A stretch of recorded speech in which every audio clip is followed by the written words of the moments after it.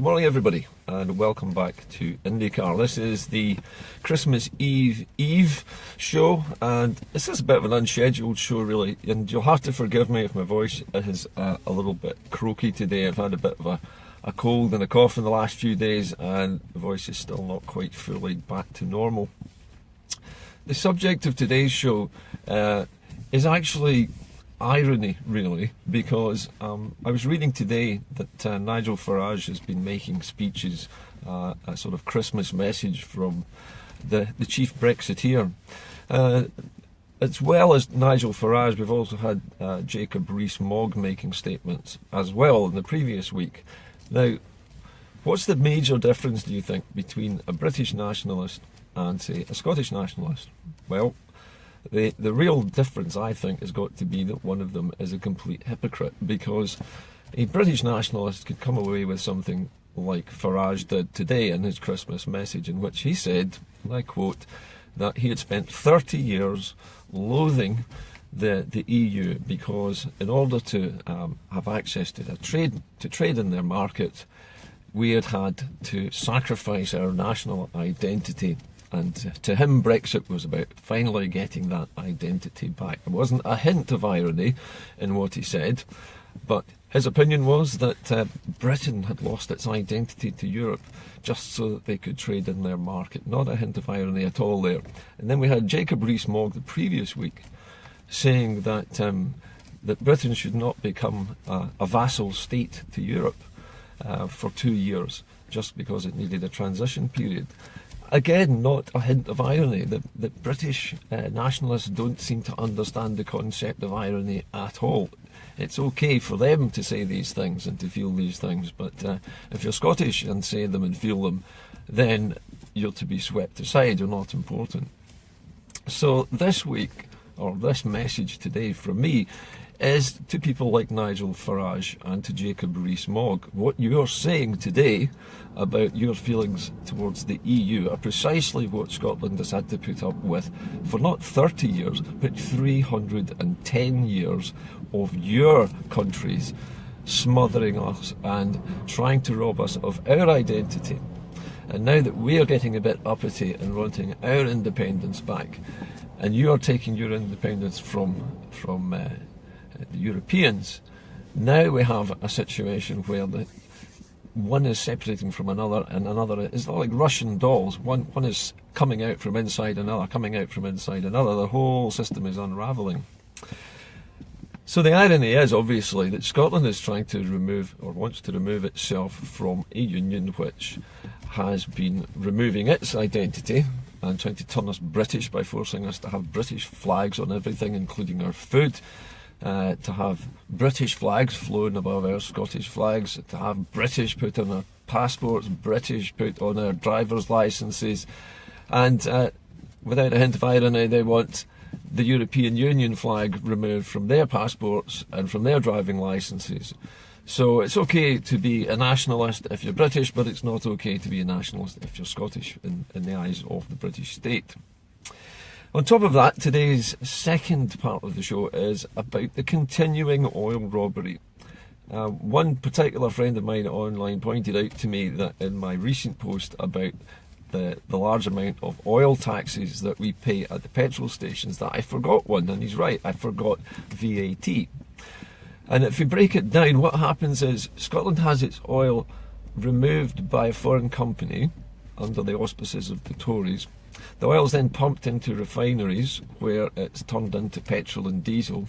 We are then forced to pay for that petrol and diesel, which already belongs to us. And on top of that, we're then forced to pay a duty, a tax on that fuel as well, which is about 57 pence per litre.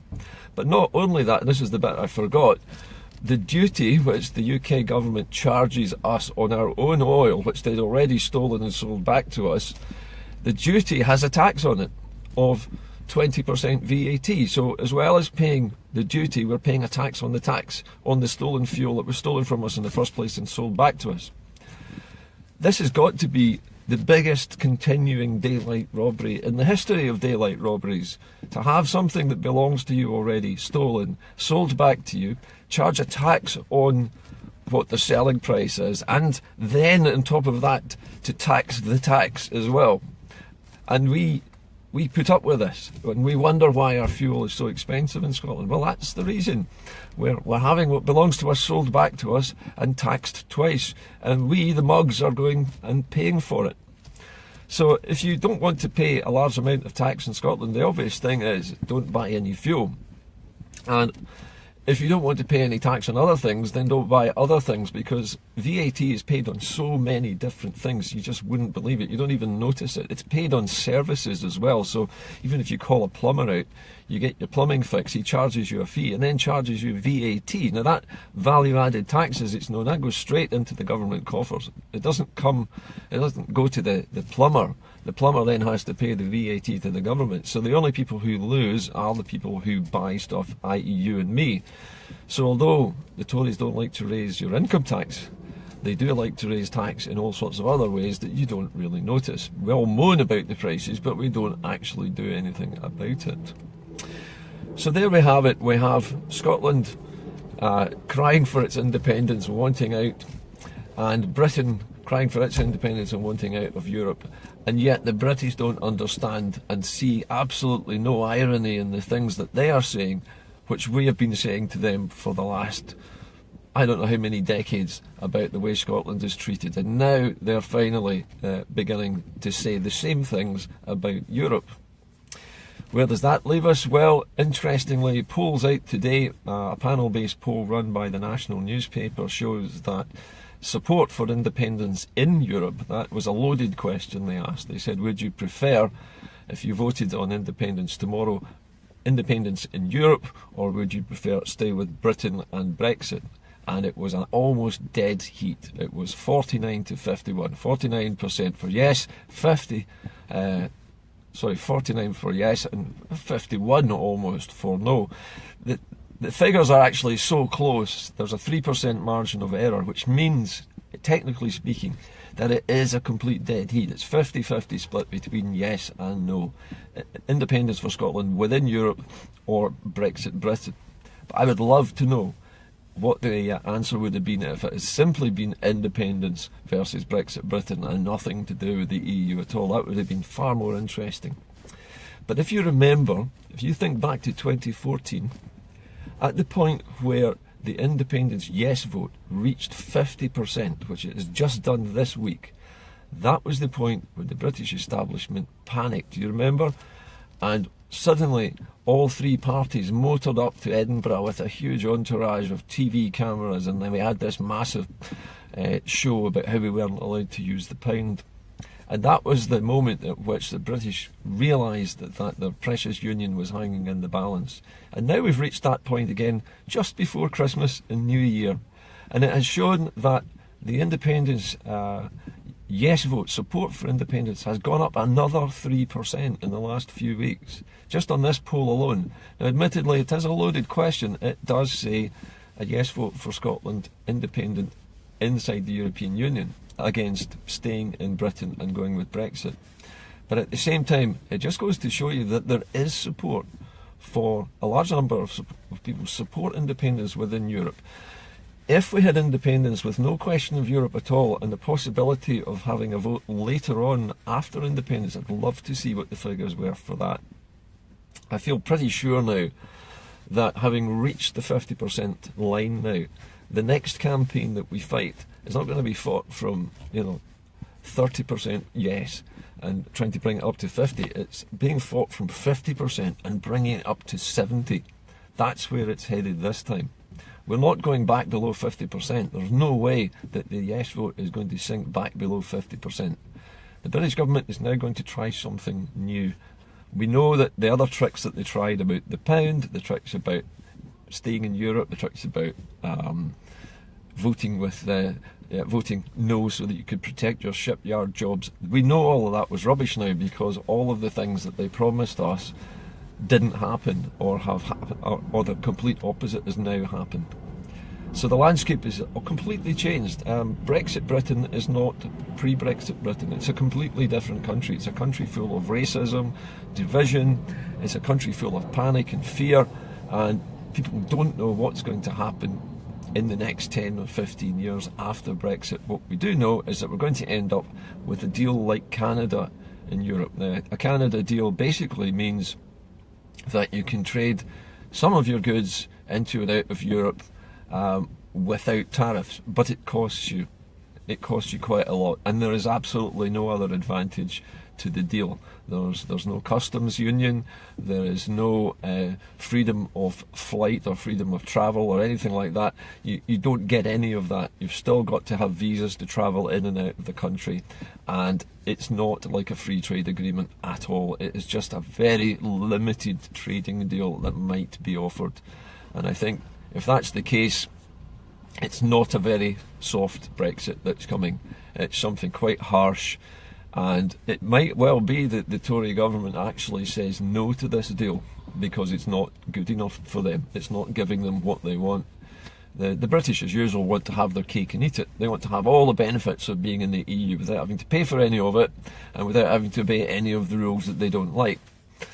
And that just won't happen, unfortunately. The European Union doesn't work that way.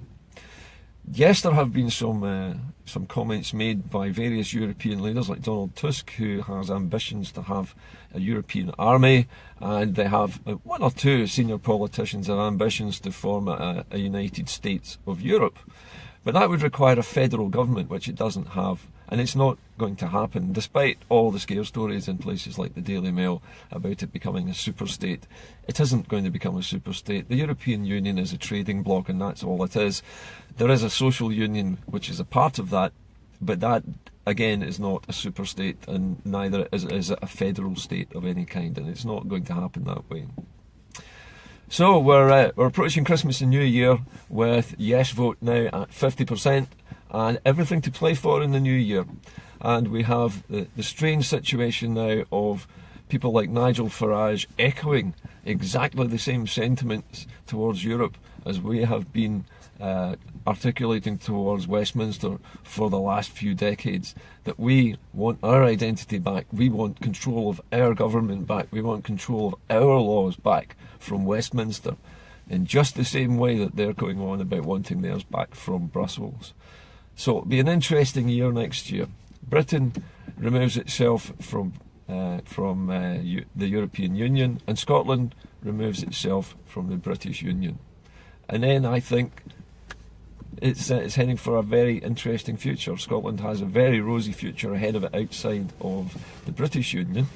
Britain has a not so rosy future for itself outside of the European Union. I think it will struggle to find enough trading partners after it leaves Europe to really build itself back into anything like what it once was. And I think at the very best, Britain will end up being a backwater. It already was starting to go that way, but now that it's Brexiting, Britain's ability to borrow is going to be severely damaged, and the cost of borrowing will go up. So interesting times ahead, and I hope in the new year that we will start the new year with the announcement of a new battle for independence and a new date to be set for the referendum, so that we all know what we're aiming at. At the moment, we're all working on supposition and rumour, but the indicators are good, the augurs are good. We've got polls in our favour now. We've reached the tipping point that we reached in 2014, just before it was sabotaged by the British state with its famous vow and its pound denials and all the rest of the threats that were made at that point. So we've reached that point again, and we've reached it before the campaign has even started this time.